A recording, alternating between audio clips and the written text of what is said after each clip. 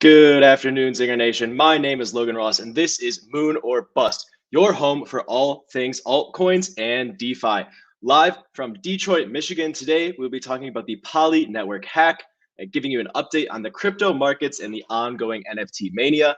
And then we'll be interviewing the co-creator of Axie Infinity, the biggest blockchain game in existence.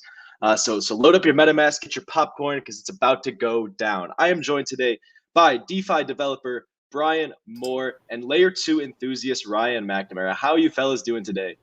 Just dandy. Doing well. Got my ETH hat. Brian's got his ETH hat. It's just me that's missing it.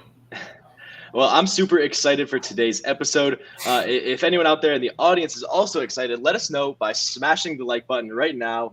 I see we only have 8 likes. Let's see if we can get to 50 today. This is a huge interview after all. So tell the YouTube algorithm that Moon or Bust is where it's at.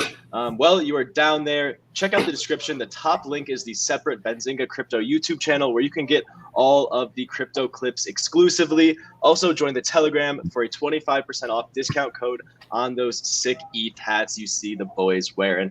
As always, make sure to connect with us on Twitter. But with that out of the way, let's get started with the news. So Brian, you want to tell us about the PolyNetwork Hack? Yeah. Do we have another? Can we do that other layout? Are we Yes, gonna stick to this one? Boom. There we go. So, if you guys didn't know, the PolyNetwork got hacked for about $60 million, and the hacker has now started slowly returning some of the funds, pretty much saying, "Hey, you need to get this secured, locked down, and maybe I'll return it all." I don't know. If I had $600 million, dollars, I would. I don't know what I'd do in this case, but I don't think the money's important to him. What the money is from what it looks like on the news I've seen. What's more important is making sure that everything's safe and secure, as opposed to someone being able to steal all this. It looks like it was from a vulnerability where, because it was cross-chained and you can do transactions on multiple different blockchains, that's where he found the vulnerability. And there was one certain clause, and you can kind of find it in the GitHub repo of Polychain, where if you anybody can call a cross-chain transaction, but what happens is in the header there is some metadata that allows you to prove that you're owner of this said transaction and you want all this stuff on this other thing that you own to cross over. He pretty much got a hold of everything and brought it to his own wallet, or multiple wallets or whatever. He pretty much took all the money off those smart contracts and was able to easily just send it over to his own where he can control it. Now he's saying, hey, this needs to be in a multi-sig. I will give some of it back, or I'll give all it back, but it needs to be secure and locked down. So it's a pretty big movement. I mean, it's the largest hack in DeFi history, and DeFi history is only like a couple of years old, but that's still a huge, huge deal. I don't know the legal repercussions if you find a vulnerability and exploit it. Is that really illegal, or is it just messing around with code. That's the gray area. I'm not a lawyer, so I don't know. Did you guys even know about PolyNetwork before this hack? Because I, for one, did not. I did not. I had a lot of people telling me that it was Polygon network, but it's not. It is not the Polygon network. It's PolyNetwork, and I didn't know it had $600 million in it. Mm-hmm. Yeah, neither did I. So, Brian, I kind of want to talk about what the exploit was once again. So when you're doing a cross-chain transfer, so say you're going from Ethereum to this Poly network, there's a smart contract on Ethereum that acts as like a lockbox. So you put your funds in that lockbox, and that lockbox sends a function call to another smart contract on the Poly network that gives you, the same tokens that you locked up. And someone was able to exploit this lockbox. It didn't have multi-sig on it, or it did with only one signer. So they were able to just open it up for everyone's funds. It's good to see that they're giving them back. Ryan, I saw that there was something on Twitter. A lot of people were saying that he bought an alien punk with the stolen funds. Can you tell us if this is true or not? No, that's fake news. So there's a CryptoPunk bot that said that the alien punk was bought, and it said it was bought by the wallet that hacked the Poly network. But yeah, that was just fake news. Just a joke. Okay, so it's kind of like the sauces. Amazon buying it would be smart for him to do that, because then he would own some CryptoPunks that are super rare. At least he'd have something that way. He can't really spend that money outside of the DeFi ecosystem. So might as well get some JPEGs. Exactly. That's what That's right. So that is a great transition to our next segment on NFTs, on those JPEGs. So does anyone want to fill us in on their JPEG pickups? Yeah, sure. I know Brian got a glue factory that he can talk about. Yesterday I picked up a bored banana. So these have me pretty excited, not so much for the actual banana that I got, but this NFT will grant me access to a Siren of the Sea, which are some pretty cool NFTs coming out. It's a profile picture / gaming NFT. Let me pull up OpenSea. I'll show you guys what they're all about. But there's a bunch of different rarities, and actually the one I got, it grants me access to a special rare Siren of the Sea because my banana has a sticker on it. But while I pull this up, Brian, do you want to give a little overview of this glue factory? I know that sounds pretty cool. I know you picked one up yesterday. Yeah, one of our other producers, Scott, pushed me onto it, and so it's a NFT project that they are creating a comedy animated series around. And I've actually now doing some more research. I've seen a few other NFT projects that are promising that, hey, we will, once we hit this X number, we will start on an animated series.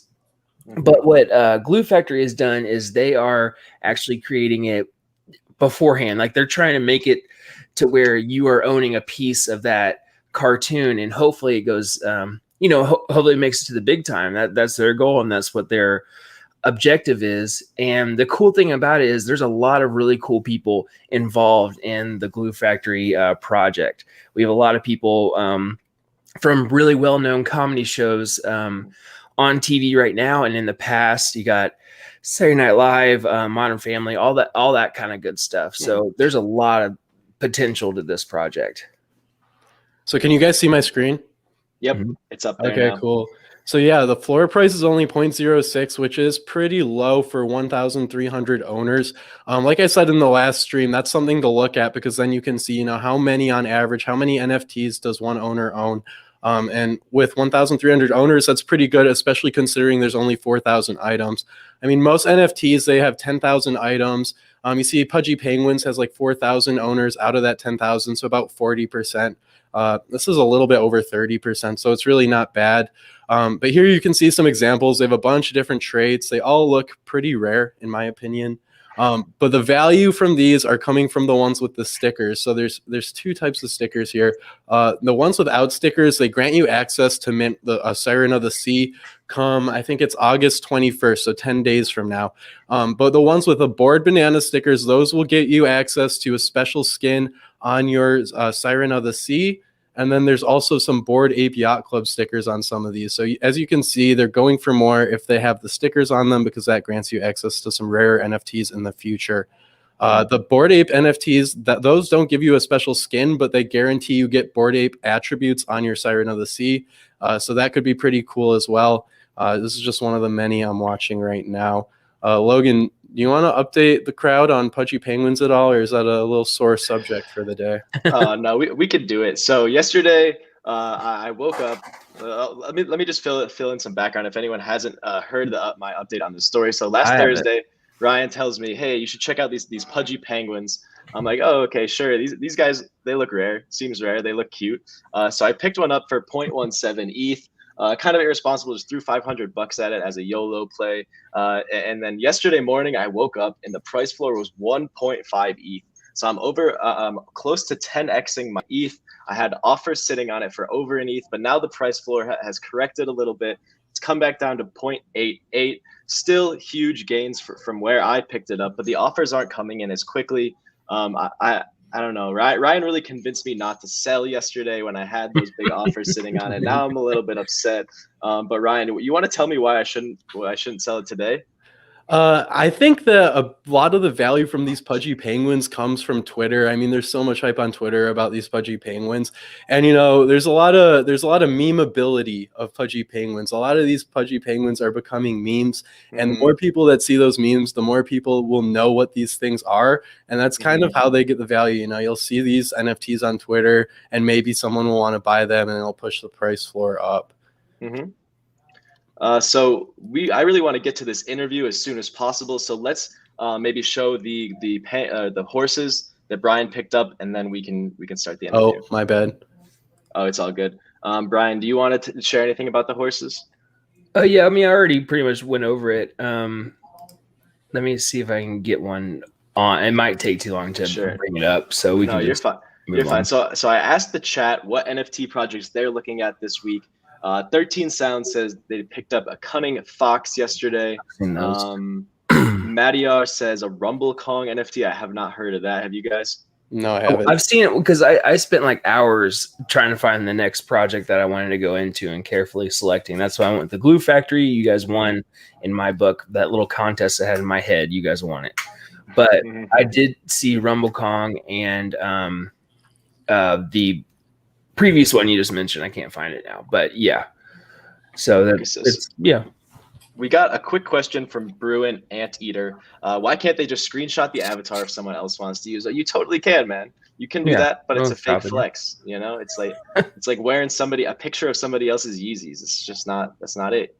It's tokenized on the blockchain. It's an NFT, right? It's basically a receipt, proof of ownership, which is where the money comes in.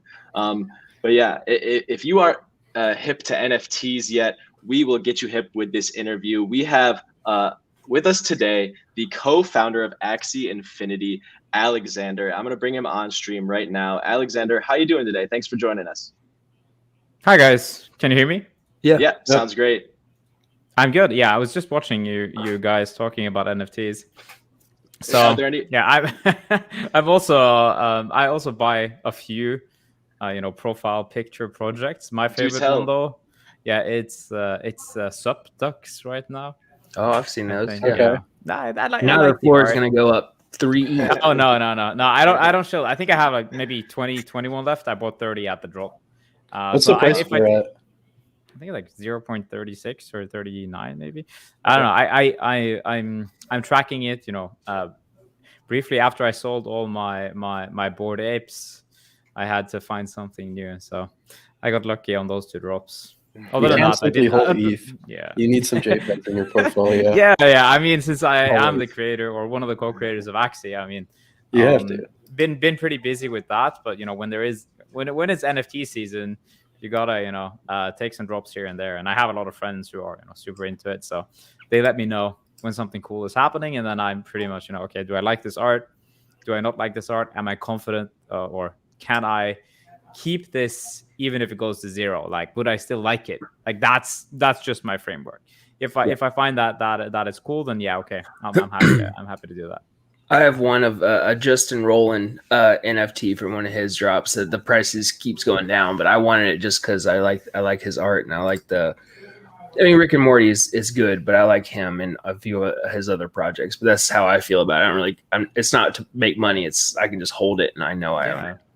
I think I mean, it's like you're building your digital identity with these NFTs. I mean, that's the way I see. There's a good segue into Axie and about me. Like, what I'm interested in is like, Yeah, I think I see games as the portal into owning your identity online, because everyone, like, they're playing games. Back in the day, you didn't own any of the items you had. You're just stuck in one place. Now, if you have your item, like say Axie, maybe in the future, in 10 years, you can use that in some other game, or move that back to Ethereum. Right now, we have our own sidechain, but we started out on Ethereum, so definitely into that interoperability aspect. Very cool. So if there's anyone out there who hasn't heard of Axie yet, could you give us like a high level overview of what the game is and how it started? Yeah, sure. So, at a very high level, Axie Infinity is a digital pet, community or game universe where you have your cute Axie game characters that can be used across many different games. We launched the project early in 2018, and since then, we've been, heads down, just building, creating different games. It's a little bit similar to some of these PFP projects that are launching now that are turning into some game related stuff, but we were really early there, and then we just kind of doubled down. Our goal was always to make different games, so we had a breeding game, and then we have a battle game, which is now found through product market fit.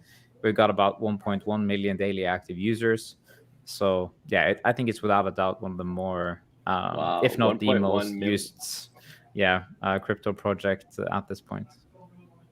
That's insane. That's a huge number. That makes Axie the biggest blockchain game, right? And it's only getting bigger. Yeah, I think if not only the biggest blockchain game, like probably bigger than most of these other decentralized applications in the world, and is also, I guess, seen with the amount of revenue that the game is generating. So, I guess what it tells us is that once a game find product market fit, if it is good, if there is a lively community, they will generate a lot of money, because the economies are so much more powerful when they're built using blockchain tech. So that's what we believed, and that's what we set out to build. And it was some tough times. Now we're at a point where we do good in the space.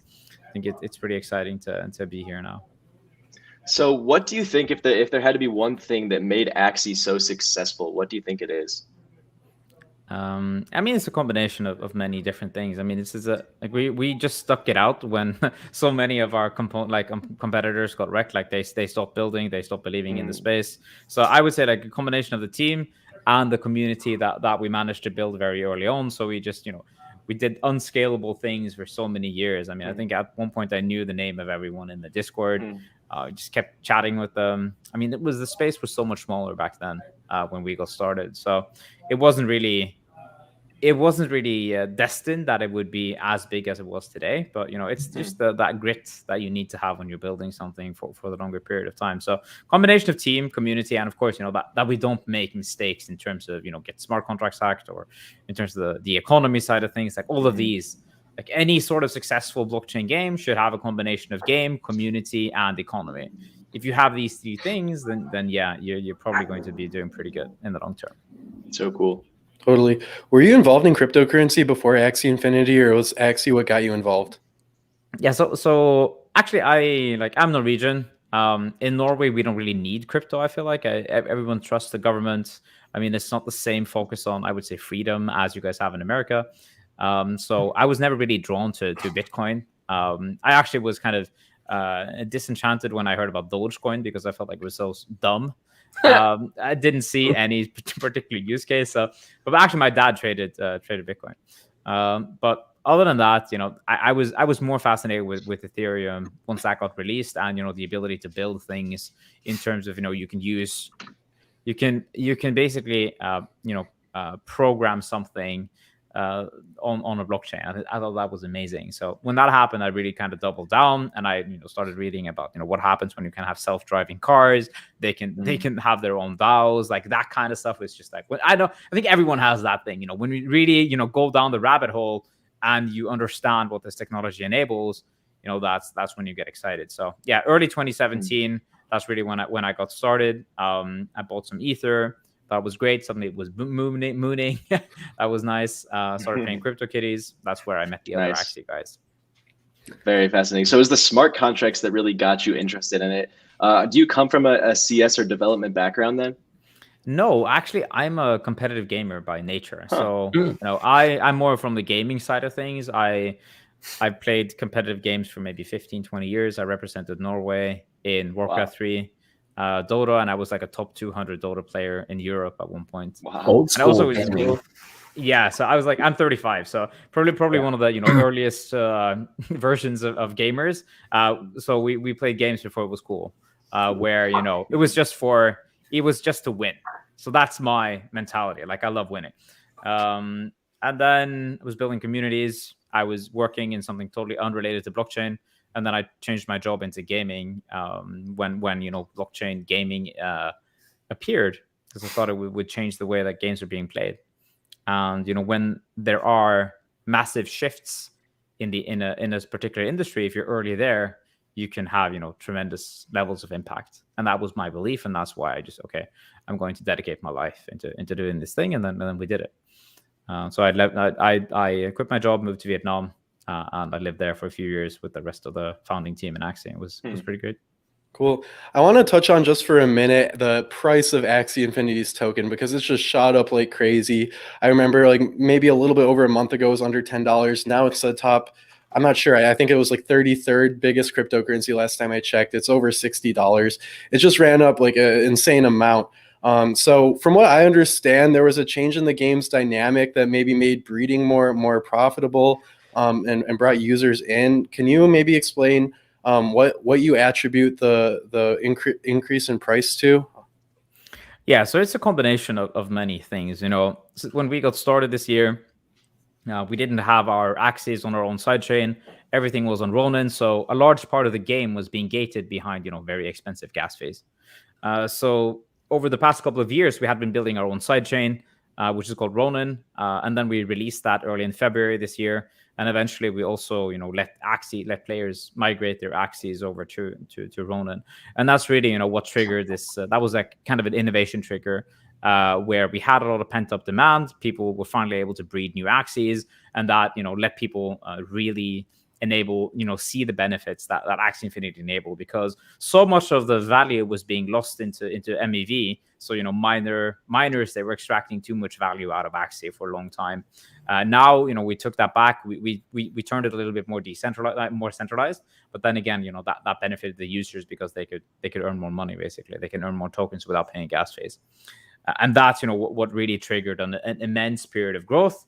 And then eventually people started to realize that, hey, the Axie token is tremendously underpriced compared to the price, the amount of revenue that's being generated. So as an example, in January we had 100K in revenue, and in July we had 196 million. Wow. And so far this month we have about 150 million in revenue. Wow. So this kind of growth, that should also be reflected in the token's price. And we didn't really have any inclination of why would we have a value capture for the token. We were quite fine with it being a little bit lower price, but then we figured, if Axie is mooning, probably the token should also go up a little bit in value. So we flipped the switch, and we enabled the breeding to go only in AXS tokens. And that's also what triggered some growth. And then we also increased the price of AXS so that it would capture a little bit more value. And that's something that we're constantly looking at. So how can we make sure that the economy actually makes sense for everyone who's playing Axie Infinity? That makes sense. So what are some different ways that players can earn crypto through playing Axie Infinity? Yeah, so there are a few simple ways. If you're a player, if you don't have any tokens or any crypto at all, you can find other players in our Discord, or ask some friends who you might know who have Axies, and they can borrow the Axies that they have too. If you do that, then you can play for free, and then you can generate some SLP tokens just by playing, or even AXS tokens if you place high enough on the leaderboard. So that's the play to earn aspect of it. And if you then buy your Axies, or if you buy Axies, you can also earn Ether if you are a good trader or breeder, and then you sell them the Axies that you breed. So there are different routes into monetizing Axie Infinity. Cool. So I saw that you guys are thinking about possibly changing the amount of Axie tokens that you need, or SLP tokens that you need to actually breed Axies. And so with all of the price action on Axie Infinity lately, has that been done yet, or is that something still in the works? Yeah, so we actually just had a economic update. So the first one was that we reduced the amount of SLP that could be earned in adventure mode. And the reason for that is, we see that a certain player base, you can call them bots, you can call them, the unskilled laborers of Axie Infinity, that they're only playing adventure mode and they're not really adding much value to the ecosystem other than, just clicking. It's a little bit boring, because what we actually need is players who are playing PvP, who are making content, who are spreading the word of Axie to others. So that's why we reduced that pretty drastically. We cut it by 50%. But then we did increase the amount of tokens that players could earn if they are good in PvP. So what we are trying to do here is incentivize the right kind of behavior in Axie. Right? We want to migrate the player base from unskilled players into skilled players. Right? That's one way of looking at it. But at the same time, those who want to just chill and play adventure mode, they can do that. So we did an economic change there, and at the same time, we also reduced today we actually reduced the AXS breeding fee from 4 to 2. So yeah, the token price is now about $65.8, which is really high. Of course, like it costs quite a lot to breed a new Axie, but I mean, it was 4 AXS not too long ago, and then the price was $40. So yeah, the price is jumping up pretty fast. Have you seen the Axie market react to this change yet? Does it move quickly? Like, are Axies cheaper today than they were yesterday because they cost less to breed? Not necessarily a certain amount of Axies, but some Axies are cheaper, right? The lower level, I would say, the ones who are worse at winning, right? So right. we see Axie as, I'm not sure if you guys are familiar with something like Magic the Gathering or Pokemon games, right? In all these games, like card playing or collectible games, you need a meta level deck. If you have that meta level deck, that's when you can compete at the highest level. In Axie, that might cost like $1,000 or $2,000. And if you have that, you can actually do really well in the arena if you're a good player. But the worst level of Axies, they're dropping a little bit in price. But we have another mechanism to incentivize people to hold Axies on their wallets. So the more Axies you have in your wallet, the more energy you can get, so that you can actually play more games and generate more tokens. So it's a very I would say delicate system that takes a long time, a lot of trial and error to figure out in a good way. And I think that's what we're pretty good at in the team. Very cool. So I want to point out a comment from, I think it's Paulo eBay, that the Axie is viral here in the Philippines. He was talking about so Fluff World in that one. I don't think so. I think Axie is viral in the Philippines. Yeah. So, yeah. I mean, it might be Fluff World too, but Axie is definitely viral in the Philippines. Yeah. Yeah. So can we talk about maybe what do you think made it viral in the Philippines? Maybe how play to earn could have led to this? Yeah. So that's really what it was. So actually, I was on Filipino TV the other day. That was interesting. They were making like a segment on Axie. So yeah, last year, what we saw is that it was possible when we had released the token economy. People didn't really understand like what was happening. They had no idea what was possible. But there was we had some influencers in the Philippines who were spreading it to smaller communities, and then in one place it really stuck as the price was increasing a little bit. So what these people figured out is called the Nueva Ecija, that city, and that's also where a documentary was filmed. So in that particular village, it started to go viral because people started to realize that, hey, we can actually make way more than the minimum wage just by playing the game. Yeah, and that was the trigger. So people started quitting their jobs. They started doing like the full-time Axie. So I'm pretty sure it's changed that village forever. And it's very humbling to see, and it also like a lot of responsibility to see how many people are living off Axie in the Philippines. And then it's just I've been tracking on the map where it's spreading from one village to another. It's really it's very interesting to see just how fast that grows. And now it's even spreading to even Ghana. So I saw some guys in Ghana who were the same thing you would see back in the day when you were looking at people who were teaching other people about Bitcoin, like these small meetups, these minor places. It's like the not really the dredges of society, but like the people who are a little bit geeky. They're first. They want to teach other people what's happening here. Magic, internet money. now it's Magic digital pets, and that's what's happening, where there are meetups now about Axie across the world, and that's something that we definitely want to incentivize, and we will be doing more of. Yeah, those PvP games really go viral over there too, just like in segments. But this one looks like it kind of took off and held strong. But you got a really good point where they're making more than minimum wage by playing on, you can play on any computer. You don't need a really expensive rig or anything like that to do this. Just need an internet connection. You can make a lot more money than, whatever job is down the street that is paying, minimum wage. That is, you're right. I mean, changing these people's lives forever. That's awesome.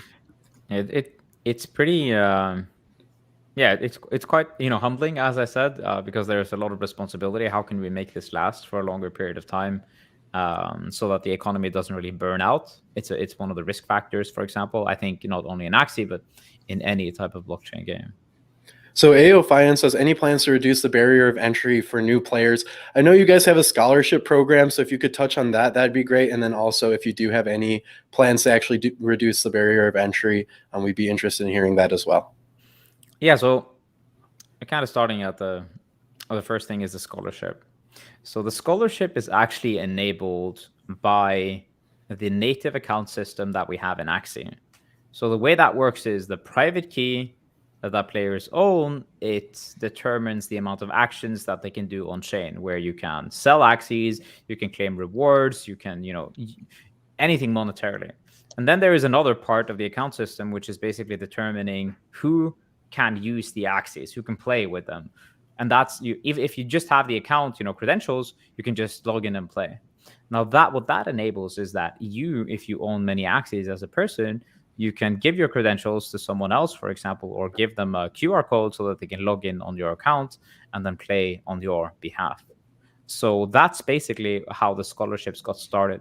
It's not something that we as a company, enabled specifically. We're making something an internal tool so that, this happens automatically. Right now, it's completely community created, where the community guys, they are hiring players and they are distributing salaries to these guys. Some, of course, are running away with the money, like you would have in any other, like people are scamming others. I mean, that's just human behavior.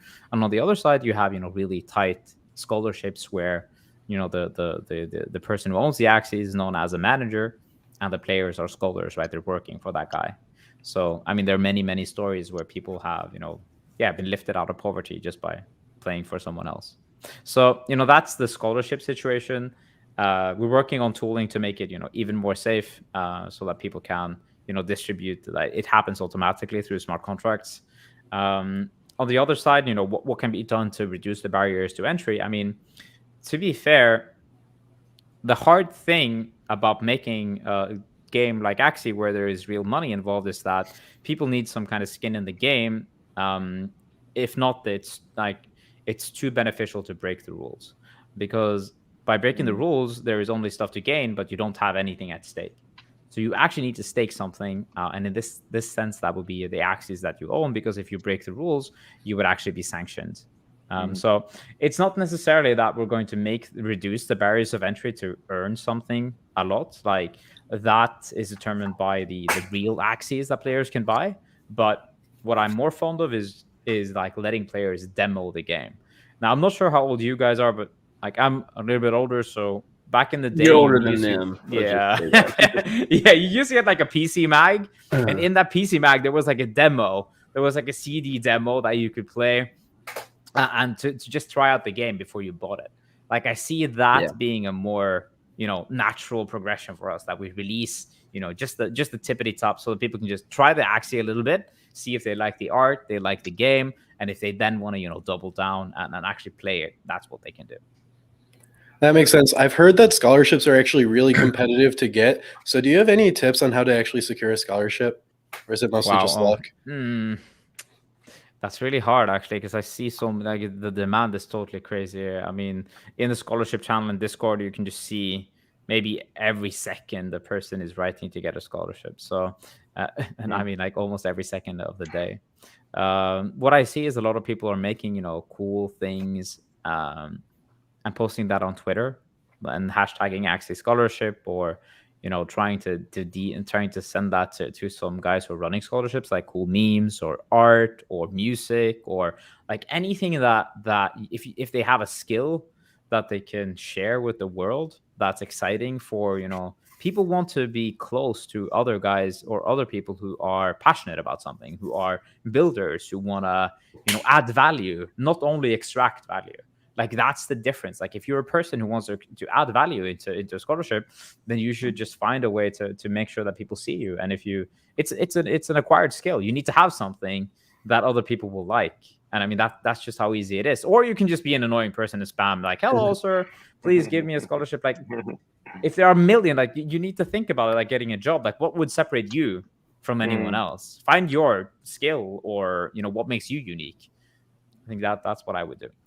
Yeah, that's really good advice. So for anyone who's just tuning in, our guest today is Alexander, the co-founder of Axie Infinity. So smash the like. We're at 45 right now. I think we could get close to 100 for this crazy interview, and drop your questions for Alex in the chat. We have a couple good ones from some in-depth players. Anand wants to know, is there a way to nerf the reptile? Yeah, I don't really give direct feedback on the product and the balancing of stuff. Like, my role, I've actually taken a step down on the product side. So I work mostly related to investors, business stuff, evangelizing. But of course, if things are super crazy, I see that, and I'm telling the team, maybe we should dial this down. But usually they just tell me, "Hey, man, we got this under control." So I definitely trust our team. Like, the reptile is a very broad thing. Like, I'm not necessarily certain that reptiles are imbalanced. What I would say is, we look at heaps and heaps of data when we are balancing and changing things. And in the future, it's probably going to be even more than that. So I believe in data more than, hey, this thing is too strong. Like, that's it's too personal, right?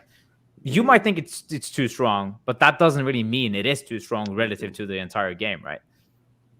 Yeah, Anand, maybe you just need to get good. All right. Yeah, or that. Like, you can say that in other terms, right? So Hat Dog wants to know, when are you going to implement Axie skins?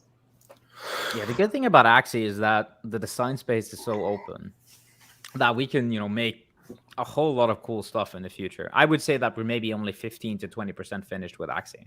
Wow. Like, there's land there. You can make many different other games. You can turn it into a virtual world in the end. And then you can, of course, like, implement skins or do other things inside the battle game itself. I mean, I'm more fond of, let's say if you can implement, something like taunts, or, these are very basic things in other standard games. The reason why we don't have them is because we needed to make an entire blockchain first. Like, I mean, that's just how it is. If we could only focus on the game for 3 years, it would be a very different game. No. And one last chat question. I have to go grab a charger for my computer. Do you think the low Axie price would mean more bot farms? I mean, it's possible. Low Axie prices, yeah, people would buy them because they would I mean, that would be a lower risk for them, because if the Axies got banned, like, it wouldn't be as painful. And I'm sure some people would do that, but at the same time, I mean, it is what it is. Like, a lot of people will buy Axies anyway and play them. Botters are just one part of it. There are a lot of people who are, writing or sharing videos of bot farms. What they don't understand is that at the time that these videos are shared, like, those bot farms are 99% certain already banned. Because if not, why would they share the videos? Like, it doesn't make any sense. So imagine if you have a bot farm and you're then taking a video of that and you're sharing it online. Like, if we see that, of course we're going to ban your ass. Yeah. So it's like, that would be the dumbest thing these guys would ever do. The reason why they're spreading that stuff in social media is they want to, like, FUD and want to show, hey, this is what we're doing, right? So I mean, I hate those guys. I mean, whatever. I'll ban every single one of them if I can find them. Like, no mercy. Yeah. So one thing I do want to say, yeah, I do remember PC Mag, and I remember I did a lot of competitive Halo 2 gaming and stuff on the original Xbox, and League of Legends and all that stuff. And I don't know if Ryan and Logan were around whenever Halo 2 and Halo 1 were making its big range, and it makes me feel like an old man. Us pooping But- in we got some diapers. Zoomers here. I know. I get it. Trust me. But so off of that, there's the AXS ecosystem is slated to launch in later this year or into 2022. What kind of utility is will it bring to the Axie token? Yeah, so the Axie token is created to capture value in Axie Infinity and to incentivize the right kind of behavior from the players and the stakers that we want. So one of the things that we see frequently happen in many ecosystems is that those who hold the tokens, they don't really do any work. They're passive investors, and at the same time they get rewarded by staking rewards. For us, that's not so attractive. We would rather give those who are doing that extra level of work more rewards. So you can think about it like this. If you're staking the token, the AXS token, you will get newly issued AXS each week. But if you do some extra work, and that work might be a mission that we as developers tell you to do. Like that weekly mission could be something like, hey, maybe you want to tweet about Axie. Hey, maybe you want to play the game. Like for one game, right? We could incentivize the right kind of behavior that we want our players to do. And if they do that, they get more rewards. So I think that's a key aspect of how we see the ecosystem. And at the same time, if you do that, you'll also get the chance to, decide what the money is being spent on that's in the treasury. So, that's just how we see this evolving. Like there has to be interest in this. Like people have to care. People have to, do something. If not, like this is not really going to work in the long term. And at the same time, we respect that there is passive capital too. They can get something, but maybe it makes sense to reward those who are actually care and do more stuff. Like, what do you guys think? Yeah, I mean that makes total sense. We've learned one thing doing this show in the last couple months, that a product is really only as good as its community, and as long as you have a healthy, happy, engaging community, it's much harder to fail. And on top of that, you have a skilled dev team, you have you have a really awesome product, and a lot of a full ecosystem with a lot of backdrop, like depth to it.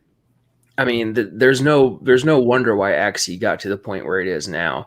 But going back to the community, I mean, if the community respects the project and it goes vice versa, I mean, that's your biggest chance of success. You can be selling fucking bananas on a JPEG, but as long as the community is good, you can make millions of dollars. It's all about what you put in and what you expect your community to take out and put in as well. So that's why I think a lot of the success comes from is what you guys have done really, really well. Yeah, I mean, we realized that really early. I mean, so that's why I'm saying like we did unscalable things for the longest time. And I also, I think it's about respecting what NFTs really are. Yeah. Like from my point of view, NFT is like you're minting a part of the soul. Like you're minting, you are putting a part of the soul of your company or that game or that brand onto the chain, and it's like lasting forever. Mm-hmm. If you make a mistake in that process, like you're basically just like asking your fans, you're telling them to fuck off because you don't respect them. Yeah. And I think so many people are doing that with NFTs. Like they have no idea what they are shipping into the wild. Like they have no idea when you have influencers, like they're creating their first NFT and it's like just a shit show. Like, what the hell are you guys doing? Like, please, there is only once first time. Like you can't take it back once you've minted it on the chain. And if you have committed to that, that's reality. Like there's no going back. Like even if you try to delete it, like people say that the internet's forever, blockchain is forever. Like literally there is no way to go back here. And I think, people need to understand that. And that's probably, we understood that before many people. And that's a part of why we're successful right now. I hope that many people will understand that too. I mean, I see so many cool projects popping up now. As I said, like the Board APL Club, they're doing it great. I think Subducts as well are doing it amazingly. I like the founder there, and this like has unique art. Probably also sorts of these other, PFP pictures, PFP profiles that have good ideas. But in the coming year or so, maybe 2 years, we'll see who can stick it out. Like there's going to be a bear market sooner or later. I mean, I'm not what's that dude like Tony Vase? I'm not that bearish as he is oftentimes, but I mean, it's not going to go up forever like that. That's just not how it works. There's a bubble, but like you said, there's so many more things to do with NFTs, and it's not just art. It's part of soul. It's part of this whole movement, and there's so many different things that you can happen. But yeah, I agree with everything you said. Yeah. So I want to go back. I know you mentioned the plots of lands coming to Axie Infinity. I know they're already available on the marketplace. How can users actually monetize this land once it comes to the game? Yeah, so land is a very interesting concept. I try to be a little bit cagey about it, but at a very high level, I see land in the same way that I see Axies. Axies are game characters that can be used in many different games. Land probably will be the same thing. Like I can see land being one game, which is very Clash of Clans like, and I can see land being used in another virtual world where you have land, you can put your similar to Decentralized or Sandbox or whatever other type of virtual worlds. So I think that's a thing that I'm very excited about. I think people have a very limited viewpoint of, okay, I'm trying to put things into my box here, but like that's not how it works. Like if you just have people who care about the products, about the ecosystem, there is unlimited amount of value that can be added to NFTs. And land particularly, the potential there is just massive to make something cool. For now though, you can look at your land, you can trade your land. Like that was the use case for Axies for quite some time too. But we're working on deploying something there. But it's going to take a little bit of time. As Axie is scaling fast, a lot of the resources that we have to be redirected into making sure that the existing product actually works. So if it doesn't work, we would have players who were, I purchased these expensive Axies with the premise that I would be able to play. Suddenly I can play. Right, makes them sad, and of course us too. Very cool. So Axie Infinity has generated more revenue than many of like the big DeFi giant blue chip like protocols. So can we talk a little bit about Axie's current business model and maybe some possible future business models? Yeah. So when we're considering, my girlfriend in the back here, when we're considering, the revenue streams of Axie, there were, at this current moment, there are two ways for us to make money. So we have one, which is the marketplace fee. It's very straightforward. Whenever an Axie or land is being traded on our marketplace, we take a 4.25% commission fee. So that's one part of it. I think that is generating maybe like 1/8 of the total revenue in these past couple of months. And then the last 7/8 come from the breeding fee. Whenever an Axie is being bred, it requires like SLP, which is the part of the token that can only be found inside the game. And once that is being used to breed, that token is being burned. Then you have the other part, which is the AXS token, which we then put in the treasury, and that's where the most of the revenue is coming from. So people are buying AXS to breed, and they are earning SLP inside the game to breed as well. Where can you get AXS? I think most markets right now. Maybe maybe Coinbase is one of the few places where it's not traded. I'm not sure if that's happening, or who knows. No leaks there yet, but I mean, other than that, in Binance, Upbit, Huobi, all of these other places, even any decentralized exchange, the liquidity is really deep. I didn't check it today, but like, yeah, it's what is up? Yeah, the volume. Oh, is it really that high? Yeah, the volume is 1, 2, 3, 4, 5, 6, 7. It's 7th in the world today. Wow. On the 24-hour volume. So, well, geez.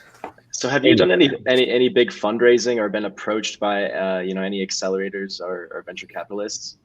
Yeah, so we our company, the Sky Mavis company, has gone through an early accelerator from 500 startups. In when was that? 2018. I'm thinking I can't recall if it was 2018, 2019, but yeah, we did that, and then we had a seed round, or then we had a Series A round a couple of months ago. After that, we also sold some tokens, but we prefer to not sell tokens at this point. Like, we're very bullish on AXS, so we're trying to keep as much as we can. Rightfully on so. On our balance sheet. Like, we just want to stake it. We want to stake our tokens so that we can, be a part of the upside of Axie. And of course, like, in terms of institutional investors, yeah, I mean, I think we've invented a new market, right? So there should be there's plenty of interest from probably the top investors in the world right now. I'm sure, yeah. So something you mentioned earlier, a really cool part about NFTs is that they can go into other games. So are we going to see Axies in Decentralized someday? Are we going to see other NFTs in the Axie Infinity world someday? Do you have any cool upcoming partnerships you can tell us about?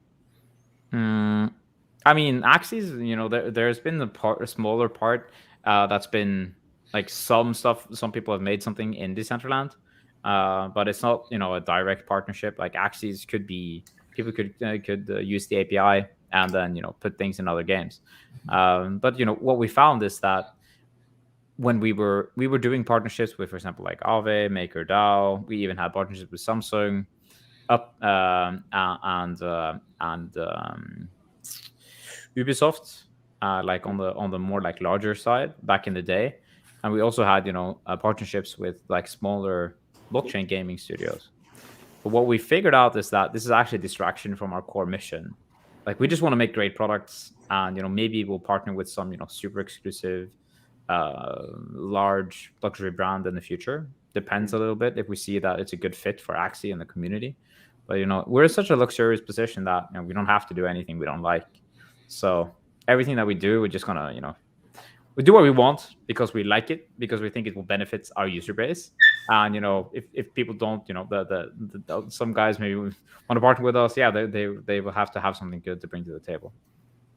That's an awesome position to be in, I'm sure. Yeah, I mean, super luxury. Back in the day, I mean, we were hustling hard. Like, I didn't know anyone. So I mean, you just have to keep hustling until you can reach the top. I'm not sure if this is this might be the crypto top, but there's an entire world out there to conquer and win. So that's where it's just starting. It's just beginning. I mean, people don't like how many people just know crypto as Bitcoin.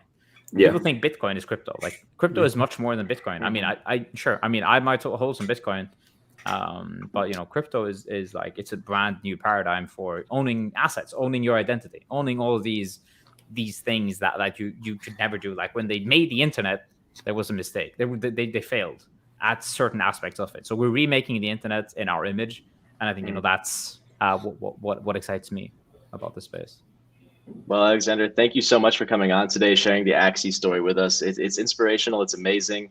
I'm so excited to see what you guys do in the future, and when you build out the rest of that 80% of the game that you were talking about earlier. I don't have any more questions, so I want to turn the floor over to you. If you have anything else you want to let the audience know, any shout outs you want to give, the floor is yours. I mean, shout out to everyone who's playing Axie, who's holding on to AXS, who is tweeting about us, who wants to be a scholar, everyone who's involved in Axie.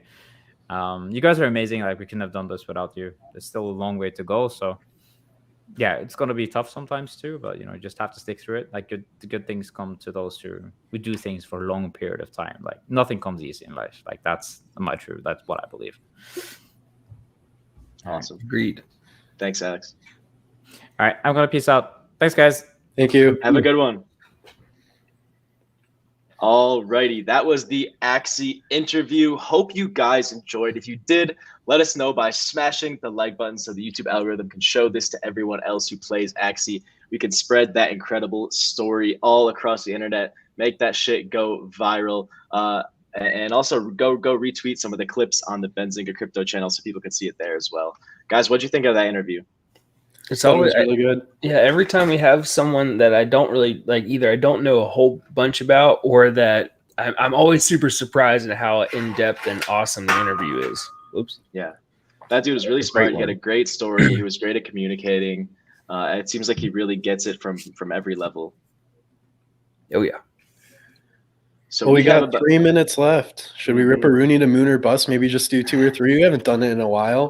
Rip the MLB real quick. I mean, the show's called Moon or Bust. We might as well. Hellfire. All right, Ryan, get that CoinMarketCap up. I'm gonna roll the intro.